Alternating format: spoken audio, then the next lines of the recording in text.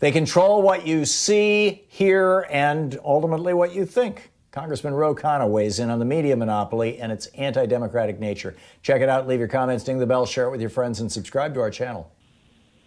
Michael in San Antonio, Texas. You're on the air with Congressman Khanna. Congressman, appreciate you guys taking my call. I have one question. So for the last couple of years, we keep on hearing about the GOP dragging big tech guys in front of Congress and testifying about conservative bias over Twitter, Facebook, and whatever and whatnot.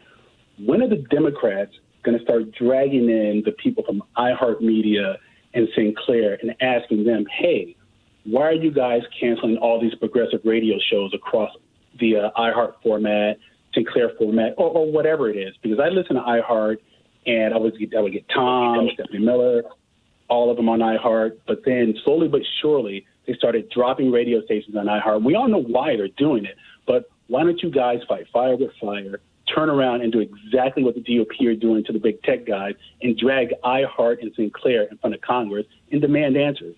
Tom? Got it.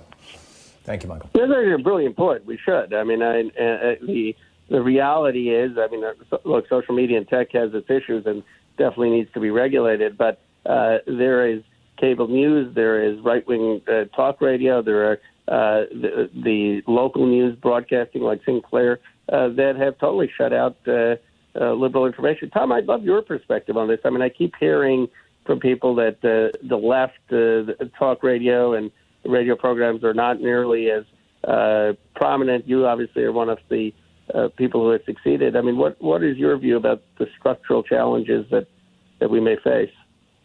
What I have learned in the 16 years I've been doing this show is that platform is everything.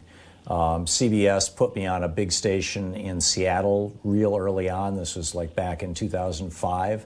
And in fact, they were programming that against an Air America station. And we just did really, really well. We beat Limbaugh in the ratings constantly. We were on a big stick, a big station. And the echo of that, even though that station got taken down when CBS got acquired by Cumulus, maybe, I don't know, 6-8 years ago, the echo of that is that we still have a huge audience in Seattle, and now they listen on KBCS and a few of our other nonprofit stations. Platform is absolutely everything. And as a result of media consolidation, which is largely the result of the 1996 Telecommunications Act, you have companies that have a political agenda. I have sat with one of the vice presidents of Salem Radio. We're from a Bible publishing background. We'll never have a liberal on the air. I in the office of the United States Senator, sat with one of the owners of a network that had over 800 stations in the country, right-wing radio on about a third of them. And he said he would never put a liberal on the air because liberals want to raise his taxes. We know the story with Murdoch, with Fox News, and you know the story with Sinclair and things like that. But platforms are huge. And so if you don't put people on the platforms, if you control the platforms and lock them out, then it's real easy to say, oh, yeah, that never works. So, yeah, that's my take. No, so I think it's a great suggestion, and I'm going to talk to David Sicily that we ought to be looking at the broader media landscape as well that's keeping a bias against liberal. I can tell you this, the progressive stations that are doing well that we're on in Chicago, it's locally owned. In Minneapolis, it's locally owned. In Los Angeles, it's a nonprofit station. It's locally owned, essentially. And other stations around the country. Most of the independent radio stations that we're on.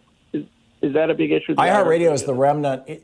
It's the remnant of Clear Channel, and they've got, 700-800 stations around the country, and I think that we are on one or two of them. They just shut down our San Francisco affiliate a couple of weeks ago, which was catching quite an audience. We were getting a lot of calls from San Francisco out of that. And so now a lot of those San Francisco people are shifting over to YouTube, or they're going to Sirius XM or Free Speech TV. People will continue to listen. But it really is the platforms, and this is, I've got a book out in a couple of weeks about monopoly. Ralph Nader wrote the foreword to it. There's a whole chapter in there about this. But basically, what's happened is I'll read it, and I think we ought to. I think the caller made a great point that we should have had the hearings on tech, absolutely, but we need to have hearings on this as well. There are other parts of our country that have been monopolized. Yeah, I would do it about media ownership, though, because when local when you have local ownership of radio and television stations, you have diverse programming. When you've got national ownership, no, the predators end up winning the show. Judy in Denver, Colorado, you're on the air with Congressman Khanna. Hi, thank you. All the media needs broken up.